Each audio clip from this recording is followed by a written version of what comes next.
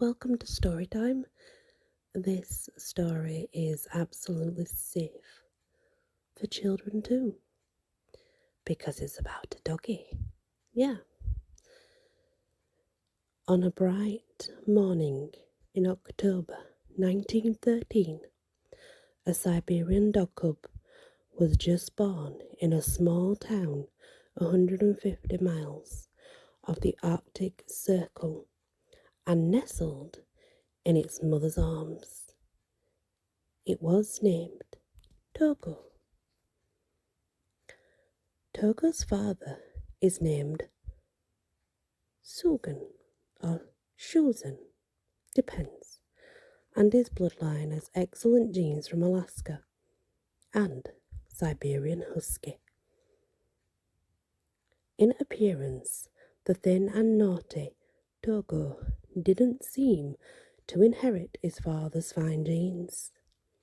In the eyes of its owner, Leonard Sepali, or Sepala, these traits are the defects of not being a sled dog.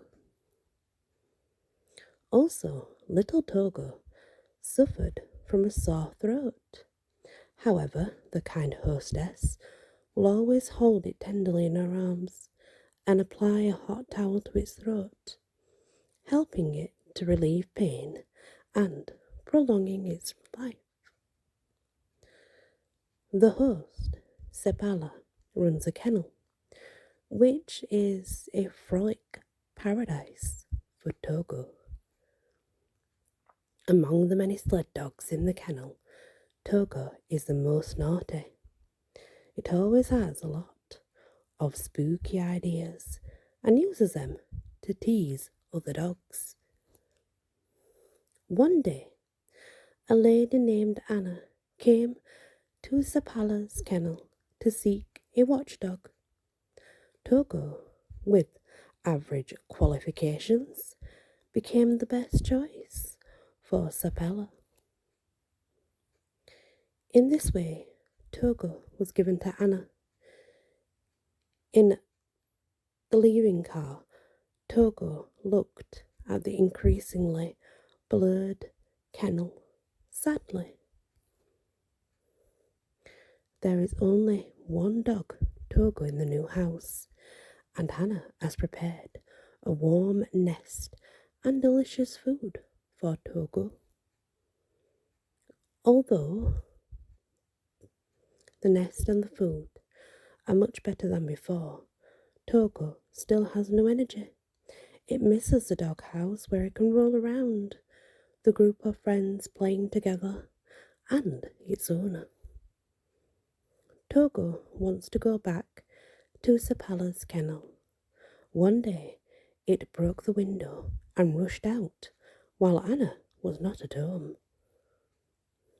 Togo, who runs all the way, returning to the kennel and rolling on the ground excitedly. After this incident, Sepala no longer thought of sending it away. On this day, Sepala locked Togo at home before going out. Togo was injured by the wire when he escaped. It hurt a lot. Brother wailed, and the cry drew the helper, who bandaged his foot injury. The fleeing Togo caught up with the large army, and its mischievous nature drove it to chase and bite the reindeer. In order to prevent it from making a fuss, Sepala decided to make it a sled dog. To Sepala's surprise, Togo was able to keep up with his companions and ran for a long time. So, Sepala moved Togo to the team leader's position to lead the team. Togo showed amazing explosive power that day. Sepala's exclaimed, "This is a sled dog he has been looking for a long time." None has entered a long winter. The Victoria ship was already left the port, and other means of transportation are also impassable due to freezing. The town seemed to be cut off from the world. A 2-year-old boy had died bizarrely on the second day after seeing a doctor. Now the town of Nome began its thrilling moment of life and death. Dr. Curtis Welsh then confirmed the cause. Things became more urgent. He decided to use the expired antitoxin left over on other patients, but the patients' lives were still not saved. In fact, Dr. Welsh ordered antitoxins last year, but they were not delivered in time. If there is no antitoxin, diphtheria will spread rapidly in the town of Nome, and no one can live in the end. The doctor sent emergency telegrams to surrounding towns to warn of the danger of the epidemic. Later, he telegraphed the US Public Health Service to inform them of the plight of Nome town. However, it is not enough to get the antitoxin supply. How to deliver it safely to Nome is a big problem. The health committee in Nome get together to discuss solutions. Mayor Maynard proposed to use bush aircraft for transportation, but the engine will freeze in low temperatures conditions, and its open cockpit is not suitable for flying on cold and short days. At the end of the meeting, it is decided to use the ancient method of sled dog relay to deliver antitoxins. The first antitoxin supplies were transported northward by train to Nenana Station. The outdoor temperatures is below -50 degrees. Shannon and 9 sled dogs were driving on the frozen Tana River. He tried to get close to the sled dogs, hoping to get some warmth. After a short rest, he arranged his equipment again, left the 3 injured sled dogs behind at the station, and continued to move forward in the cold conditions. The sled team often encountered unknown blizzards throughout the serum relay race, which brought great obstacles. Because the weather is too cold, the hands of the transporters are something frozen tightly on the handles of the sled. When hot water is poured into the sticky place, the hands are released. When the Nome authorities called up the sled dog team for the serum relay race, Sepala, who had won the Alaskan Malamute Championship from 1915 to 1917, stood out. As Sepala was so busy that he missed the route change notice and almost missed the previous team. Fortunately, Togo sensitively found them and finally succeeded in getting the antitoxin. As for the return journey, if taking the conventional route, the time is not good for the residents of Nome town. If taking a shortcut, they will face countless dangers. Sepala firmly chooses the latter. The journey started, but Togo stopped urgently when it's about to reach the shore due to the sudden breaking of the ice. They can only expect strong winds to blow the ice floes to the shore to go on. Later their situation took a new turn. Sepala decided to build a new springboard, so he tied a long rope to Toga and threw it onto another piece of ice 5 feet away. Toga didn't escape alone. It thrust its claws into the ice and tried to jump towards the coastline. However, the suddenly broken rope fell into the sea, which means hope was surely shattered. But Togo didn't give up. It jumped into the icy water, put the rope in its mouth, made 2 laps around the body, and continued to keep jumping. Finally, everyone successfully landed ashore. The 84-mile journey made them extremely exhausted.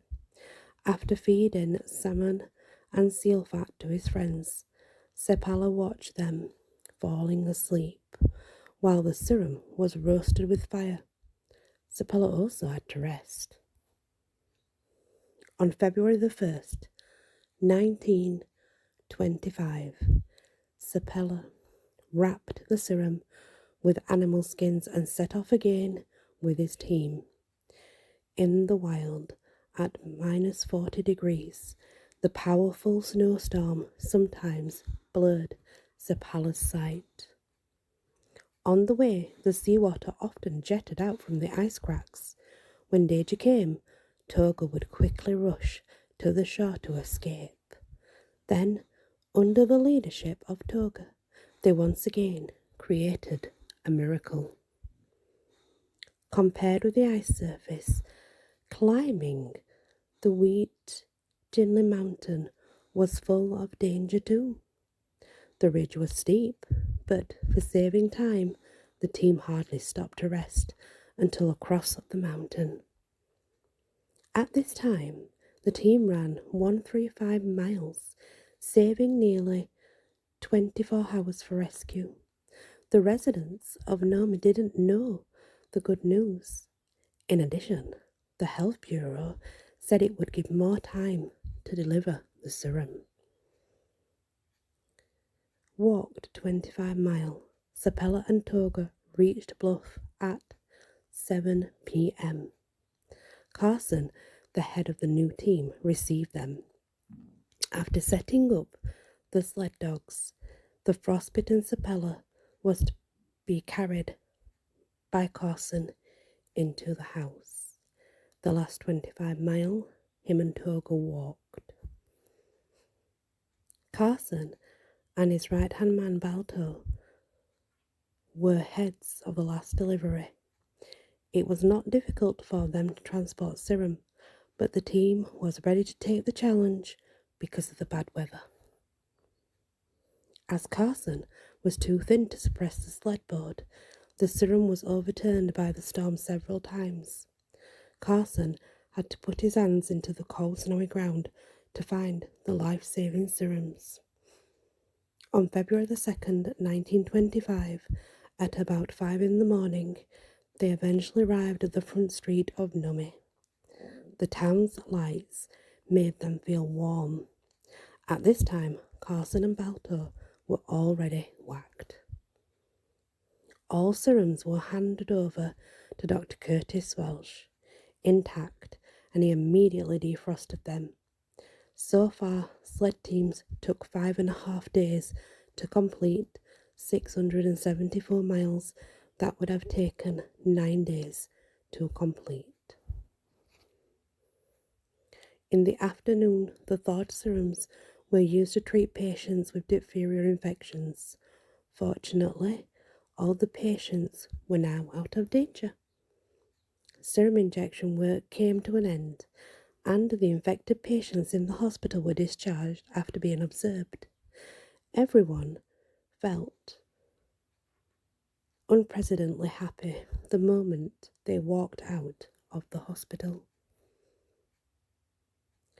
Facts were proved that these serum effectively suppressed the diphtheria epidemic.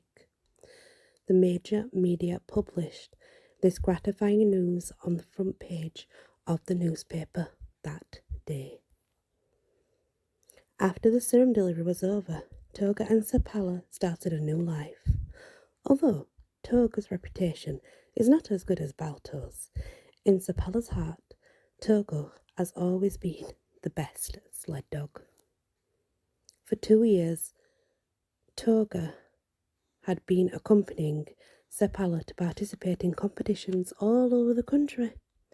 Sepala had taken Togo to enjoy various beautiful scenery and experience a different life. In March, Sepala sent Togo to Elizabeth Brickle's house to spend his old age in a Polish kennel, but Togo pitifully put his little paw on Sepala's knee, as if asking, "Why can't I just live here with you?" Until Togo's death, Elizabeth had been taking care of him by his side. After his death, Sepala published the story of the serum delivery to the newspaper to commemorate brave Togo. And that's the full story of Togo, the the dog, the sled dog. And I'm sure you've seen there is a movie. And I'm sure most people have seen that movie. Anyway, that's the story, guys. Thank you for listening and many blessings.